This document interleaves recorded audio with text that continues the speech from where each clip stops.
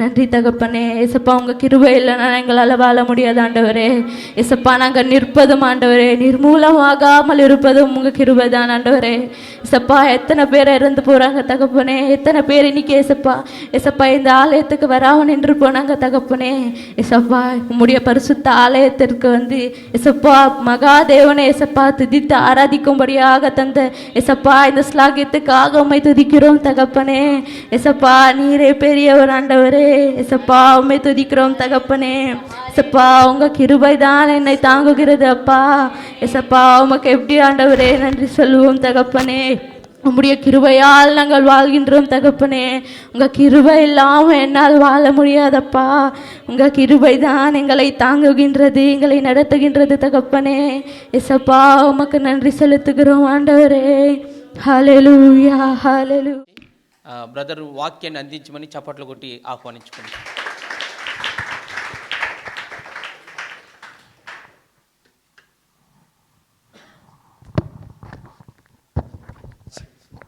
தேவனுக்கே மகிமை உண்டாவதாக.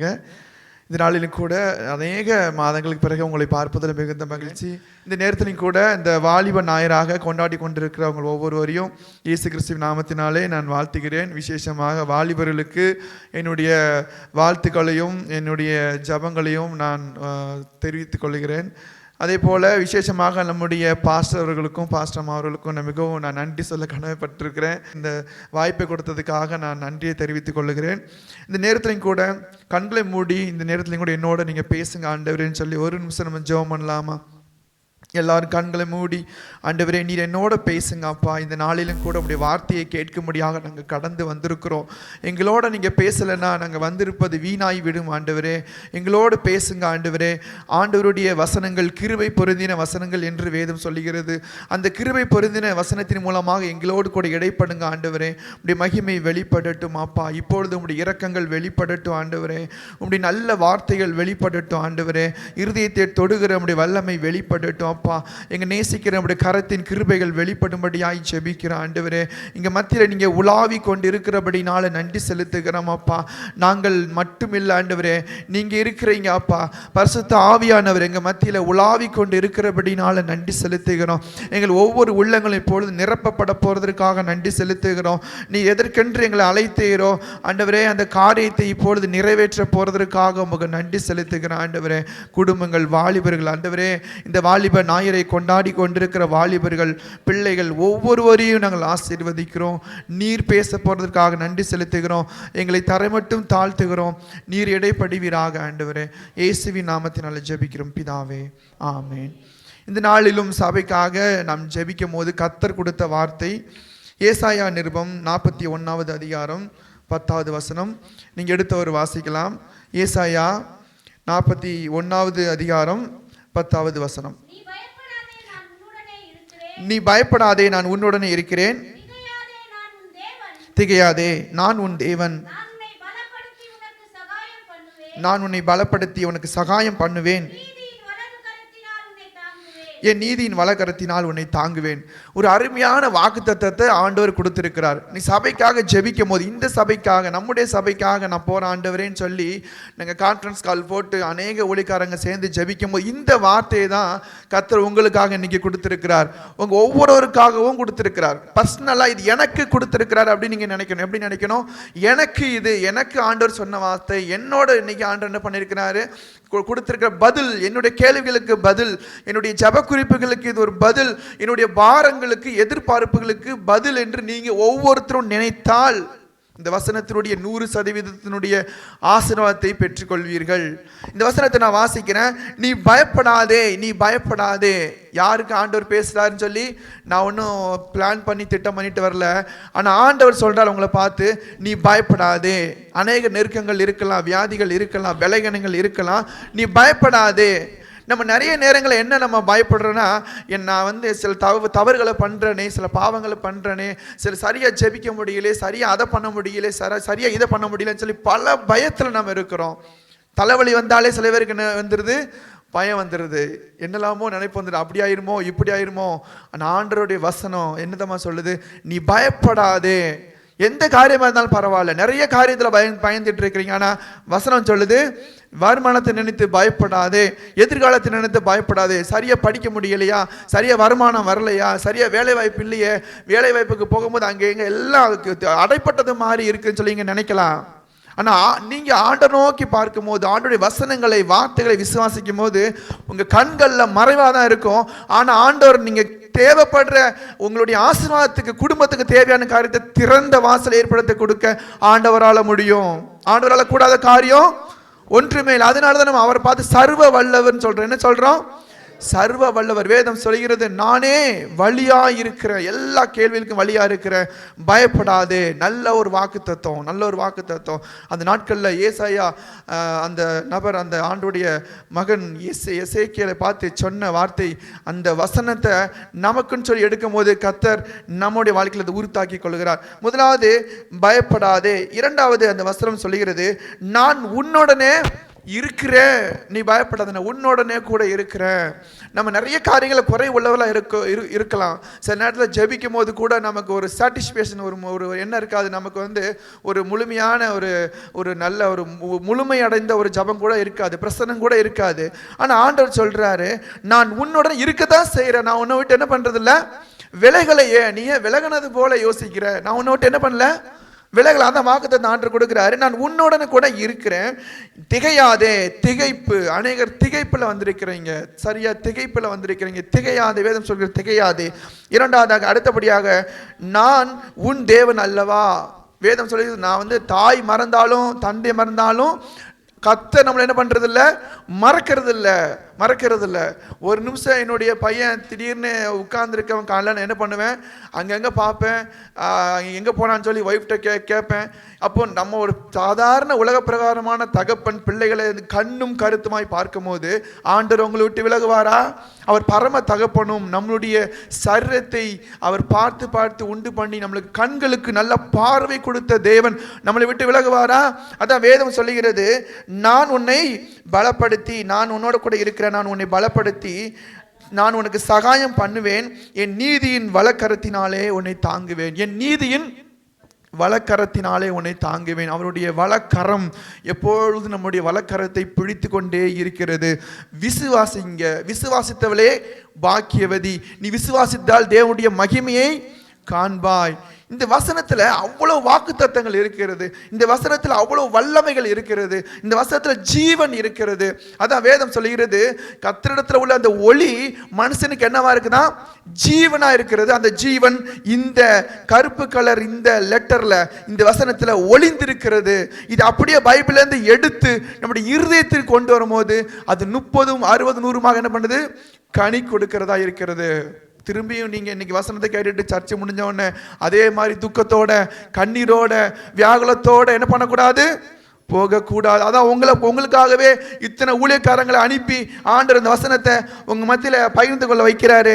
திரும்பி அந்த வசனத்தை அவங்க காதுகள் கேட்கும்படி நான் வாசிக்கிறேன். நீ பயப்படாதே, நான் உன்னுடனே கூட இருக்கிறேன், திகையாதே மகனே மகளே, நான் உன் தேவன் அல்லவா, நான் உன்னை பலப்படுத்துவேன், உனக்கு சகாயம் பண்ணுவேன், என் நீதியின் வலக்கரத்தினாலே உன்னை எப்பொழுதும் தாங்குவேன். அப்படிப்பட்ட விசுவாசத்தோட இன்னைக்கு என்ன பண்ணணும், நீங்க கடந்து செல்லணும். இந்த அருமையான வாக்குத்தத்த வசனங்களை நம்ம வாழ்க்கைக்கென்று எடுக்கணும். இந்த வசனங்கள் நமக்கு வேணும் அப்படின்னா நீங்க என்ன பண்ணணும், அதுதான் நீங்க ஆண்டவர் சொல்லி கொடுத்தார். இந்த வசனம் எனக்கு வேணும் ஆண்டவரே, இந்த வசனத்தோட சொல்லப்பட்ட வாக்குத்தத்த மாற்றங்களை, ஆசீர்வாதங்களை, உயர்வை, கனத்தை, ஒரு மகிமையை நான் பெற்றுக்கொள்ளணும் அப்படின்னா ஆண்டவர் ஒரு சில காரியத்தை உங்களை ஆலோசனையாக சொல்லியிருக்கிறாரு. முதலாவது காரியம் ஆண்டவர் சொன்ன ஆலோசனை என்னன்னா, நீங்கள் இந்த வாக்குத்தத்தத்தை எடுக்க வேண்டுமென்றால் ஜெபிக்கிறவர்களா இருக்க வேண்டும் என்று ஆண்டவர் சொல்லி கொடுத்தார். நீங்க ஜெபிக்கிறவர்களா இருக்கும் போது இந்த ஆசீர்வாதத்தை முழுவதும் சுதந்திரித்துக் கொள்வீர்கள். நம்முடைய ஜெபம் எப்படிப்பட்டதா இருக்கிறது யோசித்து பாருங்க. நம்முடைய ஜெபம் எப்படிப்பட்டதா இருக்கிறது?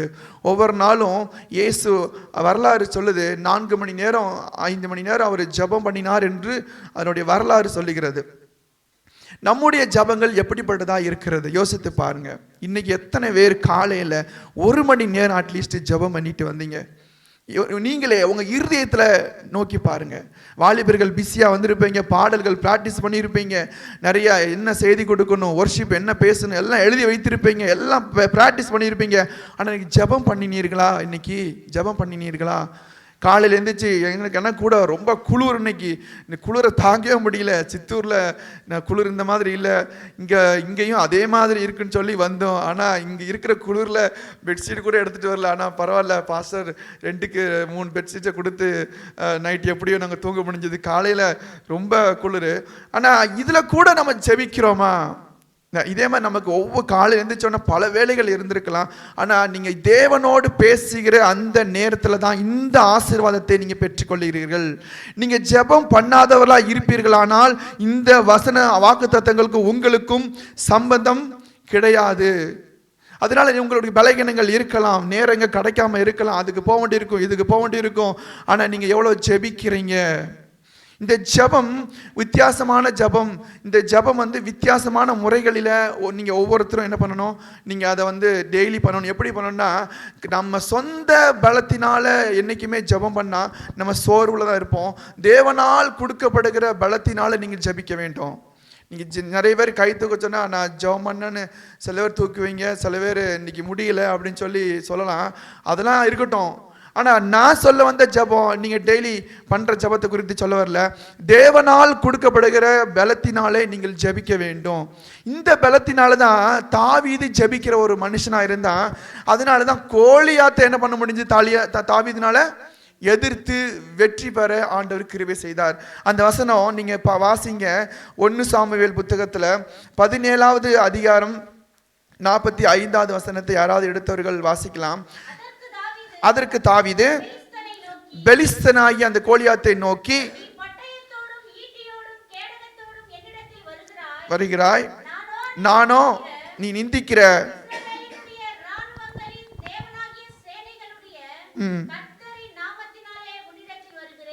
அப்ப இவ்வளவு பாருங்க தைரியம் இந்த தாவீதுக்கு உள்ளாக இருந்தது. ஏனென்றால் இந்த தாவீது எப்பொழுதும் ஆண்டவரோடு பேசுகிற, துதிக்கிற, ஜெபிக்கிற ஒரு மனுஷனா இருந்தான்.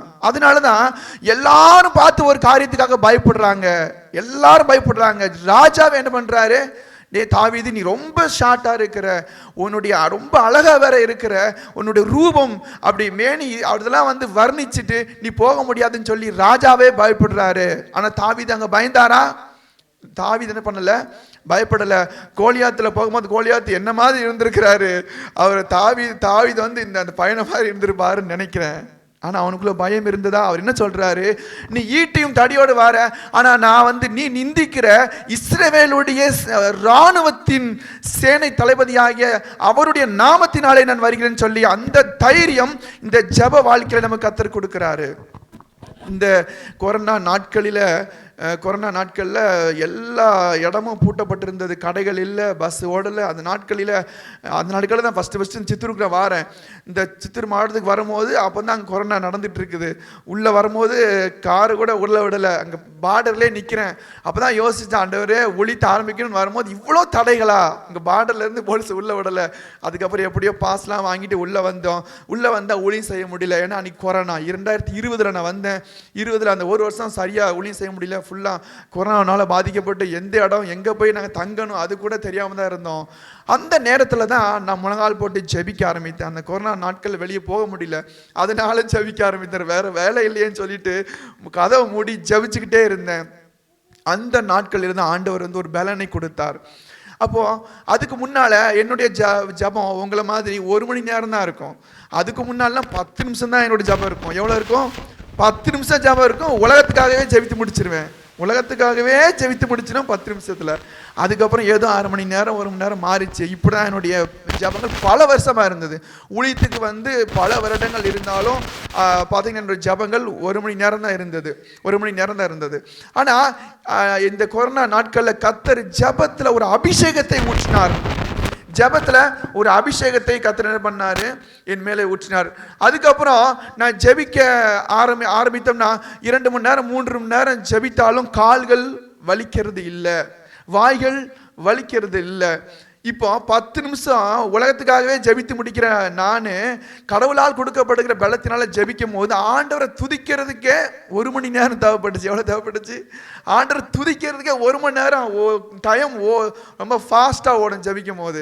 அதுக்கப்புறம் ஐயோ 1 மணி நேரம் 1.5 மணி நேரம் ஆகிட்டு ஆண்டரை துதிக்கிறதுக்குன்னு சொல்லி திரும்பி அதுக்கப்புறம் என்னுடைய ஜப குறிப்புகளை சொல்லுவேன். அப்போது 4 மணி நேரம் ஜபித்தாலும் கால்கள் வலிக்கிறது இல்லை. அப்படிப்பட்ட ஒரு வாழ்க்கையை கர்த்தர் வச்சிருக்கிறார் நான் தெரிஞ்சு கொள்ளும் போது என்னுடைய உள்ளம், இருதயம், ஆவி, ஆத்மா, சரீரம் பூரிப்படைந்தது. இதை நான் உங்களுக்கு தெரியப்படுத்துகிறேன். நான் இப்படிப்பட்ட ஒரு ஜப வாழ்க்கை நமக்கு இருக்கிறது. அதுக்கு முன்னால சொந்த பலத்தினால நான் ஜபிக்கும் போது ஜபம் பண்ணி ஒரு 1/2 மணி நேரம் கழிச்சு தான் ஆவியானவர் மெதுவாக உள்ள வருவார். அப்போ தான் தெரியும் ஒரு 1/2 மணி நேரம் ஆச்சு. அதுக்கப்புறம் தான் கொஞ்சம் பிரச்சனை வரும், லைட்டாக பிரச்சனை வரும். அப்போ தெரிஞ்சுக்கிடுவேன் ஆண்டவர் பிரச்சனை வந்துட்டுப்பா, இனிமேல் என்ன பண்ணலாம், நல்ல உற்சாகத்தோடு ஜபிக்கலாம் அப்படின்னு சொல்லி அந்த 1/2 மணி நேரத்துக்கு அப்புறம் தான் ஆவியானவருடைய பிரசன்னத்தை நம்ம நீங்களும் கூட அவங்க வாழ்க்கையில்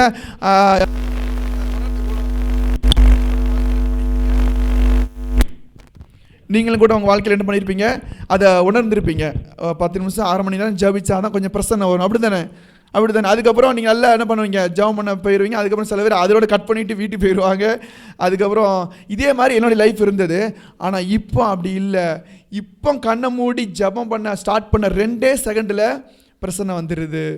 அப்போ மனுஷன் சொந்த பலத்தினால ஜெபம் பண்ணணும் அப்படி இல்லை, கடவுளால் கொடுக்கப்படுகிற பலத்தினால ஜெபிக்கிற ஒரு வாழ்க்கை இருக்கிறது. அதை நீங்கள் பெற்றுக்கொள்ள வேண்டும். அதை பெற்றுக்கொள்ள வேண்டும். இயேசுவை நேசிக்கிறவர்களுக்கு அதை ஆண்டவர் கொடுக்குறாரு. இயேசுவை நேசிக்கிறவங்க தான் அவரை தேடி என்ன பண்ணுவாங்க, போவாங்க. அப்படி தானே? ஒரு மனுஷனை நேசித்தோம்னா அவன் எங்கே இருந்தாலும் பஸ்ஸு பிடிச்சாது போய் ஒரு 1/2 மணி நேரம் உட்காந்து பேசிட்டு என்ன பண்ணுவாங்க, வருவாங்க. அக்காவுக்கு இப்போ பாஸ்டர் அம்மாவுக்கு யாராவது பிடிக்குன்னா அந்த அக்காவை கூப்பிட்டு வச்சு 1/2 மணி நேரம் 1 மணி நேரம் பேசிகிட்டு இருப்பாங்க. அவங்க இருதயமும் ஒரே மாதிரி இருக்கிறதுனால அந்த அன்பு உண்டாகிறது. இதே மாதிரி நம்ம இயேசுவை விசுவாசித்தோம்னா ஆட்டோமேட்டிக்காக நம்ம என்ன பண்ணுவோம், ஜெபிக்கிறவர்களாக இருப்போம். இந்த நேசிப்பு, இந்த ஆர்வம், இந்த அன்பு ஆண்டவர் மேலே உங்களுக்கு இருக்கிறதா? இதைத்தான் இன்னைக்கு ஆண்டவர் வெளிப்படுத்தினார். அவங்க ஜெபம் எப்படிப்பட்டதாக இருக்கிறது. இந்த தாவீது ஜெபிக்கிறவனாக இருக்கிறதுனால பெரிய பெரிய இந்த கோலியாத்தை பார்த்து அவர் என்ன பண்ணுறான், பயப்படவே இல்லை. நம்முடைய காரியங்களும் நீங்கள் ஜெபிக்கிறவர்களாக இருந்தீர்களானால் கர்த்தர் உங்களை விட்டு விலகுவதும் இல்லை. நீங்கள் திகைக்க மாட்டீங்க, நீங்கள் கலங்க மாட்டீங்க, பயப்பட மாட்டீங்க. அந்த வாக்குத்தத்தத்தில் சொல்லப்பட்டதின்படி நம்முடைய ஜெப வாழ்க்கை எப்படிப்பட்டதாக இருக்கிறது யோசித்து பாருங்க. நீங்கள் ஜெபிக்கலைன்னா நீங்கள் கிறிஸ்தவர்களே கிடையாது, போலி கிறிஸ்தவர்கள். இன்னைக்கு எத்தனை பேர் ஜெபம் பண்ணாமல் வந்தீங்களோ அத்தனை பேரும் பெயர் கிறிஸ்தவர்கள். நீங்க கிறிஸ்தவர்களே கிடையாது. ஜெபிக்கிற அந்த நீங்க ஜெபிக்கிற கர்த்தர், அந்த கர்த்தரோடு பேசினா அந்த கர்த்தர் நம்மளோடு கூட இருக்கிறாரு. அப்ப கிறிஸ்து பிளஸ் அவன், அதான் கிறிஸ்தவன்.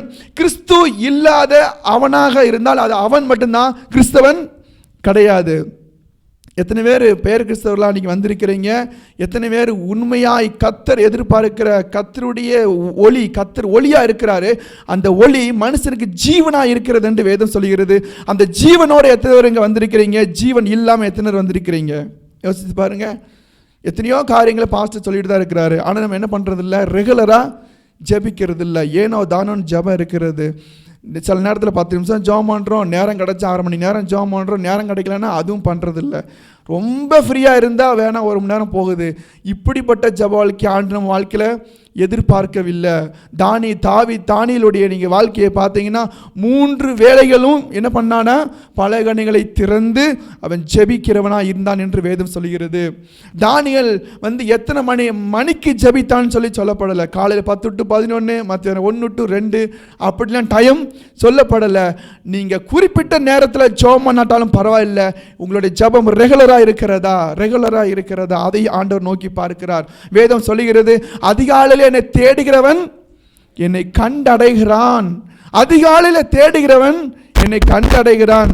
அதிகாலையில் கிச்சனுக்கு போகிறவன் சாப்பாடை தான் கண்டடைகிறான். அதிகாலையில் பெண்களுக்கு என்ன நினைப்பு வரும், காஃபி என்ன போடணும், இன்னைக்கு என்ன காலையில் சாப்பாடு பண்ணணும், சாம்பார் பண்ணணும், மத்தியானம் பிரியாணியா, அதுக்கு எங்கே சிக்கன் வாங்கணும், இதுதான் உங்கள் மூலையில் இருந்துச்சுன்னா அந்த பலன் தான் அவங்களை என்ன பண்ணணும், அந்த நாளை நடத்தி செல்லும்.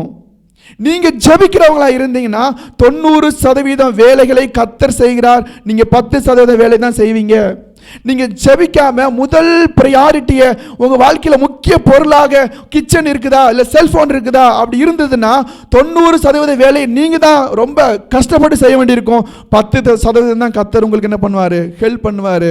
எது வந்து ஞானம், எப்படி பண்ணால் நமக்கு ஞானம் யோசித்து பாருங்கள். 90% கர்த்தர் செஞ்சுட்டு 10% நீங்கள் பண்ணது ஞானமா? இல்லை 90% நீங்கள் ஹார்ட் ஒர்க் பண்ணி கஷ்டப்பட்டு கண்ணீரோட வேலையை செஞ்சுட்டு 10% தான் ஆசீர்வாதத்தை பெற்றுக்கொள்வது. எது உங்களுக்கு லாபம், எது ஞானமுள்ள வாழ்க்கை? யோசித்து பாருங்க. இன்னைக்கு காலையில் ஜெபிக்காம வந்து அத்தனை பேரும் ஞானம் உள்ளவர்கள் அல்ல. காலையில் எவ்வளோ வேலை இருந்தாலும் எவ்வளோ குளிர் அடித்தாலும் ஆண்டோட சன்னிதானத்தில் அட்லீஸ்ட் 1/2 மணி நேரமாவது நீங்கள் ஜெபிச்சுட்டு இன்னைக்கு வந்திருந்த அத்தனை பேரும் ஞானம் உள்ளவர்கள், ஜீவன் உள்ளவர்கள். உங்களுக்காக தான் அந்த வாக்குத்தத்தம் கொடுத்திருக்கிறார் ஆண்டவர். நீ பயப்படாதே, நான் உன்னோட கூட இருக்கிறேன். ஒருவேளை இன்னைக்கு விட்டுறலாம், பரவாயில்ல. நீங்கள் மத்தியானத்தில் இருந்து இந்த சபை முடிந்ததுலேருந்து ஒரு தீர்மானத்தோடு இங்கேருந்து கடன் செல்லுங்க. இதை நான் வந்து பிளான் பண்ணி இதை ஒன்றும் ப்ரிப்பரேஷன் பண்ணலை. உங்களுக்காக ஜெபிக்கும் போது உங்களுக்கு என்னத்தில் பலகீனத்தில் இருக்கிறீங்க, நீ என்ன தேவைகளோடு இருக்கிறீங்க அப்படிங்கிறத ஆண்டவர் சொல்லி அனுப்புனதுனால தான் நான் இவ்வளோ நிச்சயத்தோடு உங்களோடு பேசி கொண்டிருக்கிறேன். அடுத்தபடியாக இரண்டாவதாக ஆண்டவர் சொன்ன அந்த வாக்குத்தத்த வசனத்தை எல்லாம் நாம் பெற்றுக்கொள்ள வேண்டுமென்றால் இரண்டாவதாக என்ன செய்ய வேண்டுமென்றால் ஆண்டவருடைய சித்தத்தை நீங்கள் செய்யக்கூடியவர்களாக இருக்க வேண்டும். இரண்டாவது கர்த்தர் கொடுத்த வார்த்தை. முதலாவது நீங்கள் ஜெபிக்கிறவர்கள், இரண்டாவது ஆண்டவருடைய சித்தத்தை நீங்கள் செய்கிறவர்களாக இருக்க வேண்டும் என்று இரண்டாவது ஆண்டு வெளிப்படுத்தினார். அப்போஸ்தலர் எழுதுகிற நிருபத்திலே நீங்கள் எடுத்தவர்கள் வாசிக்கலாம். அப்போஸ்தலர் 9வது அதிகாரம் 6வது வசனம். அப்போஸ்தலர் 9வது அதிகாரம் 6வது வசனம். அவன் நடுங்கி திகைத்து ஆண்டவரே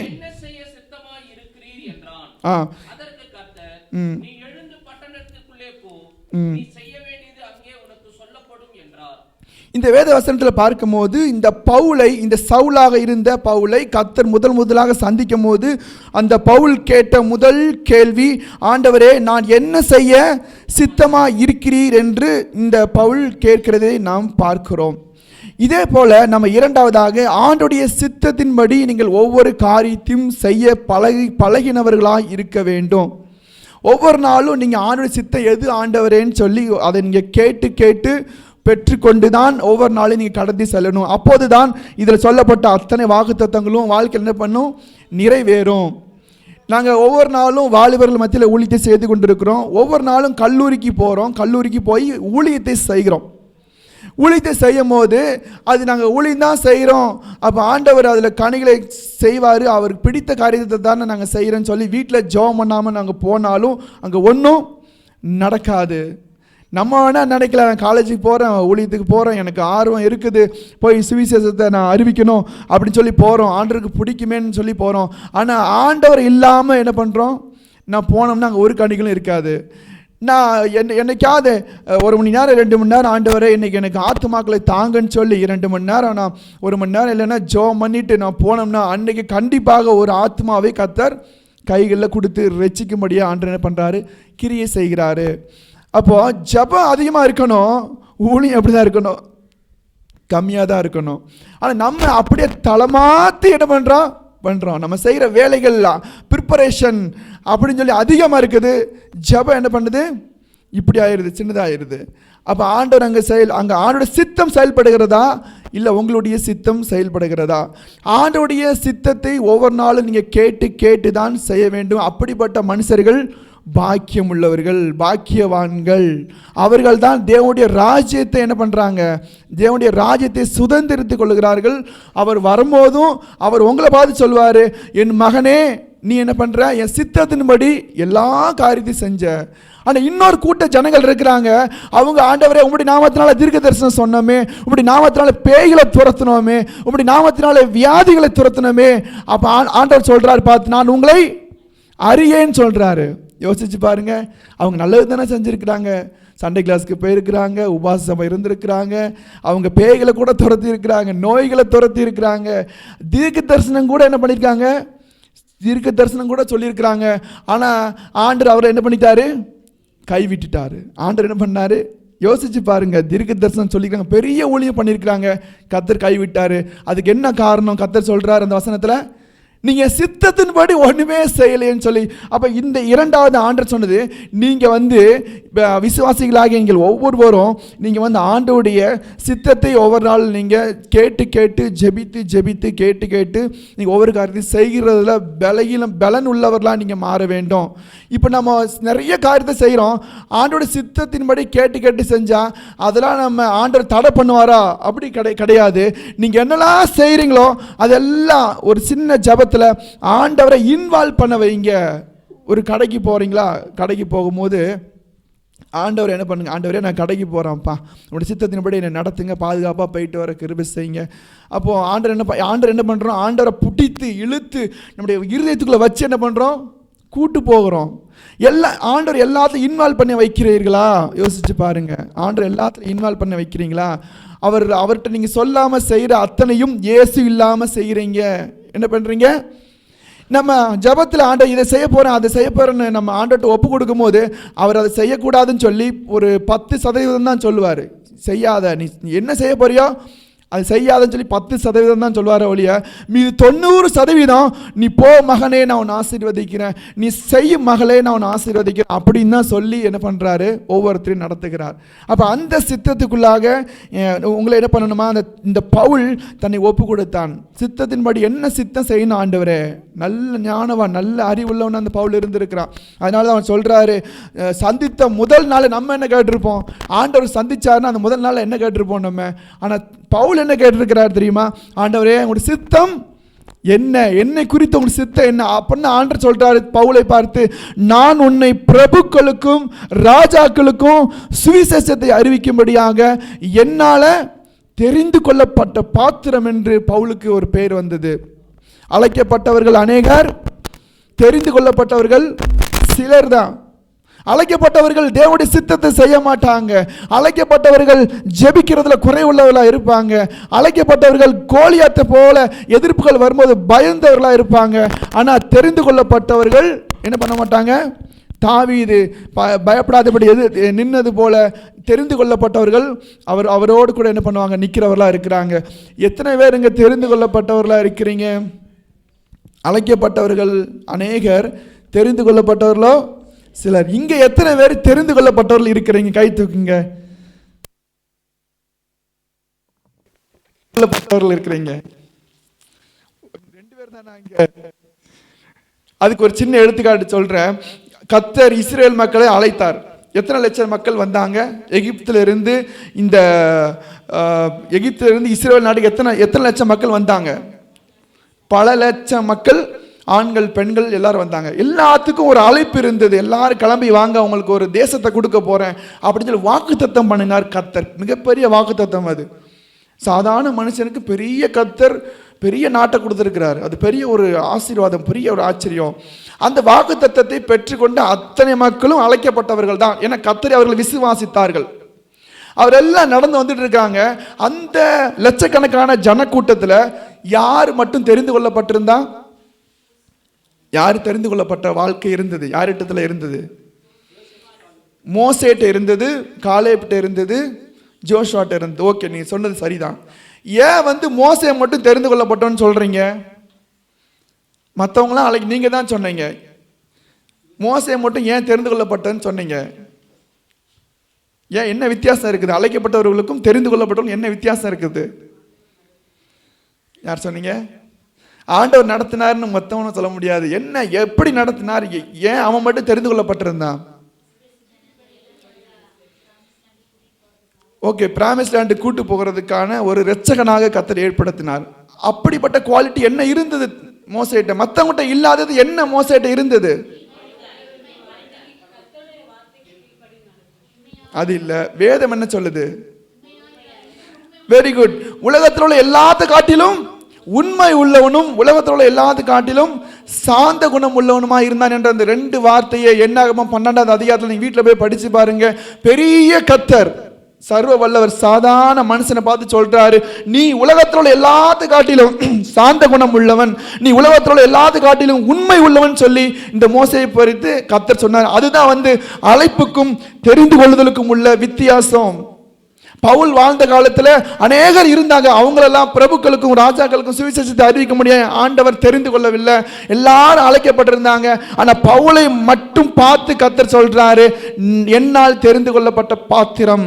இதே மாதிரி நீங்க ஒவ்வொருத்தருடைய வாழ்க்கையில நீங்க பார்த்தீங்கன்னா தாவீதை குறித்து கர்த்தர் சொல்லுகிறாரு, என் இருதயத்துக்கு ஏற்றவன் சொல்றாரு. மற்ற யாரையும் பார்த்து கர்த்தர் என் இருதயத்துக்கு ஏற்றவன்னு சொல்லல. இதுதான் அழைக்கப்பட்டவர்களுக்கும் தெரிந்து கொள்ளப்பட்டவர்களுக்கும் உள்ள வித்தியாசம். இப்போ சொல்லுங்க, எத்தனை பேர் கர்த்தரால் தெரிந்து கொள்ளப்பட்டிருக்கிறீங்க? எத்தனை பேர் அழைப்பை மட்டும் பெற்று வந்திருக்கிறீங்க? யோசித்து பாருங்க.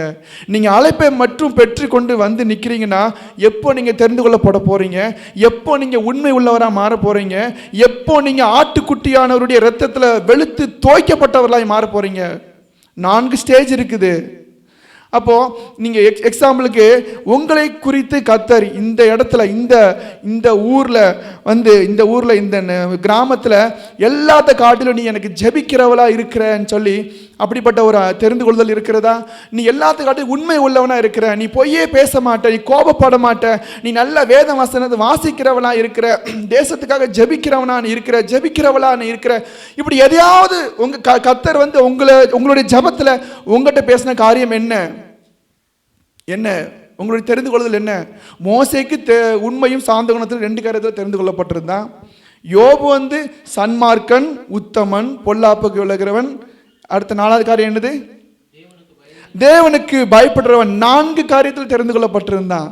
அதே மாதிரி நீங்க நோவாவுடைய வாழ்க்கையில பார்த்தீங்கன்னா நோவா எதுல தெரிந்து கொள்ளப்பட்டிருந்தான்?